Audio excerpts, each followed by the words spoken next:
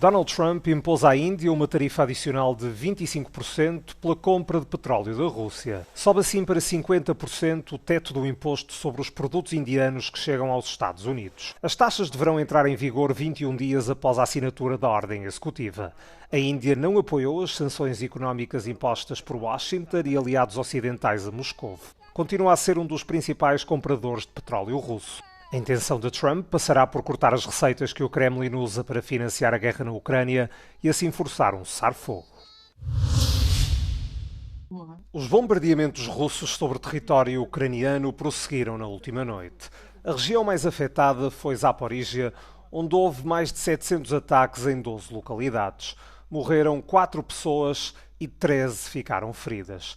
Na zona de Donetsk registaram-se 2 mortes e 6 feridos. A ofensiva de Moscovo atingiu várias outras áreas da Ucrânia.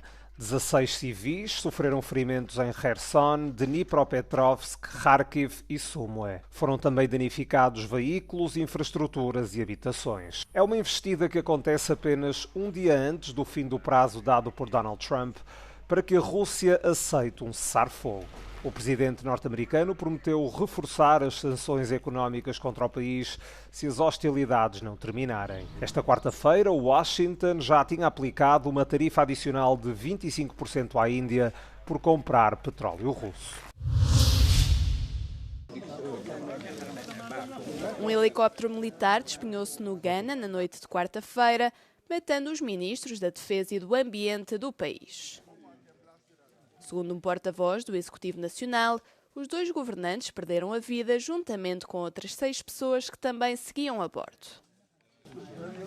O acidente, descrito como uma tragédia nacional, foi um dos piores desastres aéreos no Ghana em mais de uma década. Segundo as Forças Armadas do país, o helicóptero descolou da capital Accra e dirigia-se para noroeste, em direção à zona das minas de ouro em Obuasi. Pouco depois de sobrevoar a área na região de Ashanti, a aeronave desapareceu do radar, tendo os destroços sido localizados mais tarde. A causa do acidente ainda não é conhecida, segundo as Forças Armadas, e foi aberto um inquérito relativo ao incidente.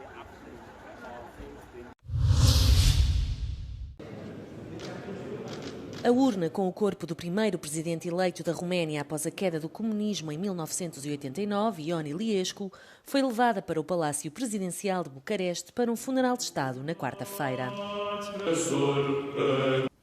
Romania's first president after revolution, Ion Iliescu, was laid to rest in Bucharest. He passed away at the age of 95. During his presidency, the country joined NATO, laid the groundwork for EU accession, and adopted a new national constitution. More than 1,000 people attended at the ceremony to pay their final respects, and the day of August 7 was declared a day of national mourning in Romania. However, the legacy of Ion Iliescu remains a controversial one. He was accused of crimes against humanity after thousands of Romanians lost their lives during the Romanian Revolution and the violent protests that took place at the beginning of the 90s. Many questions will remain unanswered because after his death, Ion Iliescu no longer could stand trial.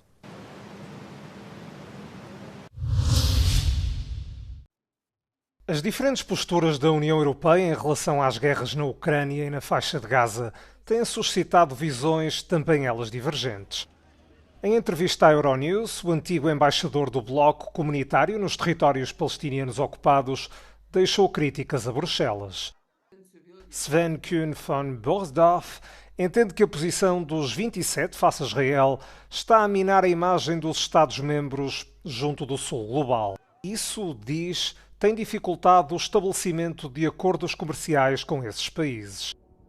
Segundo o diplomata, outra consequência é a falta de um apoio generalizado por parte das nações menos desenvolvidas à Europa na luta contra a Rússia. 2 countries, the Bahamas and Micronesia. These are the powerhouses of the global south supporting us in our just and legitimate fight against Russia. Meaning, people don't take the EU and the member states seriously when we pledge to actually support human rights and defend international law. If we want to regain our own moral credibility and legitimacy, we need to act against what we're seeing every day in Gaza. Unless we do that, we are losing our partnerships and our credibility across the world.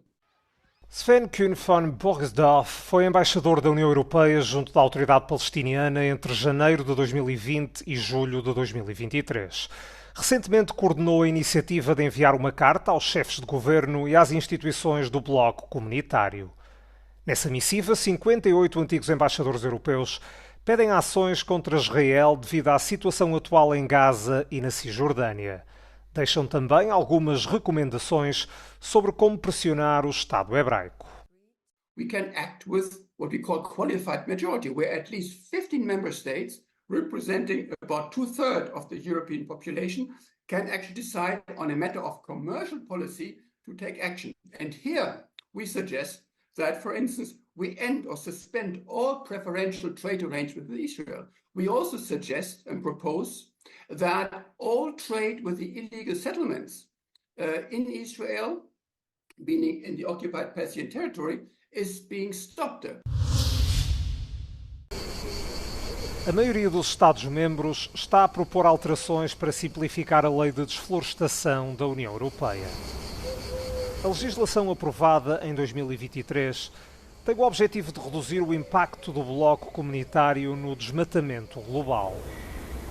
Da organização não-governamental Earthsight veio um alerta para a hipótese de as mudanças legislativas propostas facilitarem as exportações ilegais de madeira da Rússia e Bielorrússia. Em entrevista à Euronews, a especialista em madeira desta ONG diz que as medidas de simplificação vão criar mais oportunidades de fraude. Well, that's where the EU deforestation regulation would really close the circle in terms of the existing EU legislation and make it a requirement across the board for companies to not just know where their wood is coming from, because the EUTR to some extent already requires that, but to show geolocation coordinates, for example, for where the wood in their products comes from, which is a very, very powerful tool because that can be used to debunk fake harvest claims, fake origin claims. Segundo esta especialista, 8 dos países que defendem as alterações legislativas já estão a beneficiar significativamente do comércio ilegal de madeira. São eles Bulgária, Croácia, Chequia, Estónia, Itália, Polónia, Eslovénia e também Portugal. Ao todo são responsáveis por 67% das receitas geradas por esta atividade fraudulenta. Incidentally, a lot of the member states that were calling for the no-risk proposal were also some of the member states that were getting some of the highest volumes of, conflict plywood. A madeira da Rússia e Bielorrússia tem sido alvo de sanções da União Europeia desde julho de 2022, pouco depois da invasão da Ucrânia. O mês de julho deste ano foi o terceiro mais quente de que há registro, segundo o Copérnicos, o Programa de Observação da Terra da União Europeia. A temperatura média global do ar à superfície foi superior à média do período entre 1991 e 2020 e esteve também acima das estimativas para a era pré-industrial de 1850 a 1900. Apesar de não ter sido tão quente como os dos 2 últimos anos, o mês de julho de 2025 deixa os especialistas do Copérnicos em alerta. Avisam que as alterações climáticas continuam a existir. Dão como exemplo disso o que aconteceu no passado mês. O calor extremo que propiciou fortes incêndios no sul da Europa e, por outro lado, as inundações. A Turquia registrou em julho a temperatura mais elevada de sempre no país, 50,5 graus Celsius. Os países do norte da Europa também sentiram o tempo quente, com vagas de calor históricas na Finlândia e Noruega. Segundo os peritos, devem continuar a surgir novos recordes de temperatura e mais fenómenos climáticos extremos. A situação só poderá ser revertida se as concentrações de gases com efeito de estufa na atmosfera forem reduzidas. 50 palcos e 1000 performers aguardam os visitantes na edição de 2025 do Festival Sziget em Budapeste, considerado um dos maiores festivais de música e artes da Europa. A 31ª edição arrancou no dia 6 e traz muitas mudanças, que para o diretor do festival, Tamar Kadar, será um ano, sobretudo, de muita inovação. Általában, ahogy a fesztivált kialakítottuk, én azt gondolom, hogy az a legnagyobb változás.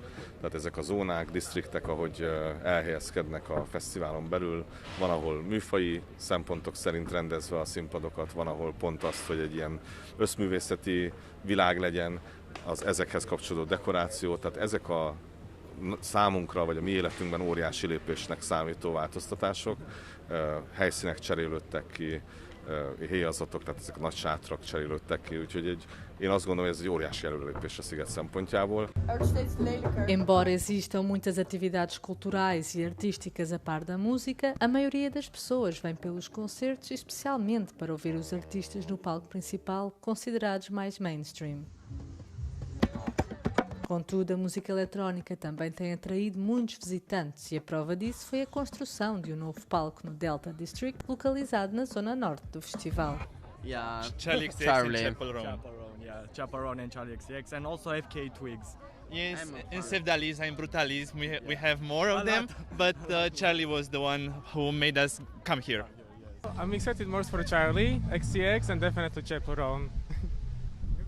Anything in Colosseum, honestly. Armin van Buuren, Post Malone, the big ones, Shawn Mendes. Com a reorganização de Sziget, novos espaços verdes foram deixados intactos, permitindo aos festivaleiros acampar em mais sítios. Os organizadores dizem que Sziget reimaginado é uma nova forma de se perder, o que, segundo eles, é uma verdadeira experiência de festival.